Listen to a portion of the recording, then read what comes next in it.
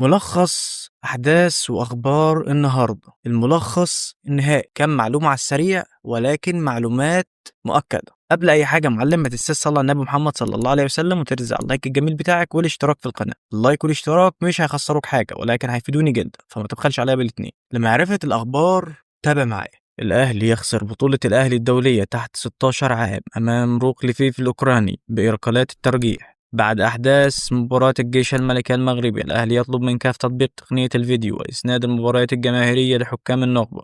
الصحفي الموثوق محمد شوقي. نادي برشلونة الأسباني أرسل عرضا رسميا للنادي الأهلي لضم حمزة عبد الكريم للفريق الثاني برشلونة به، وذلك على سبيل الإعارة بنية الشراء النهائي. ويدرس النادي الأهلي العرض في الوقت الحالي للرد على برشلونة. شوبير عن إمام عاشور. لم يصل أي عروض رسمية لإمام عاشور، وسألت مسؤولي الأهلي عن العروض الأمريكية قالوا لا نعلم شيء عن تلك الأمور. وسأل أيضا آدم وطني وآدم وهبي وآدم حسني، ردوا على شوبير وقالوا لم نتلقى أي اتصالات شفوية أو رسمية. تقرير. الأهلي يدرس الإبقاء على أشرف داري وعدم رحيله وبيع ديانج في يناير.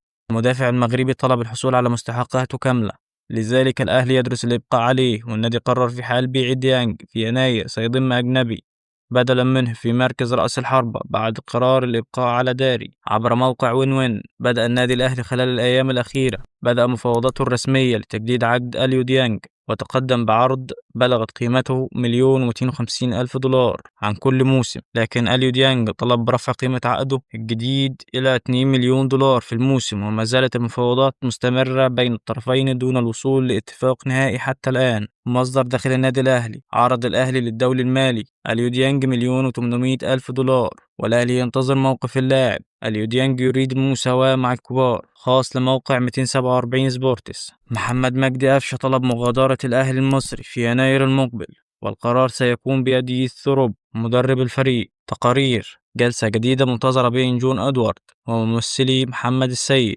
الحصول على مقدم التعاقد وتجديد عقد اللاعب. مصدر بالزمالك. حال وصول عرض مالي مناسب لمحمد عواد سيتم الموافقة على بيعه في يناير المقبل. بيراميد يوافق على انضمام مهاجمه مروان حمدي لمنتخب مصر في كأس العرب بقطر.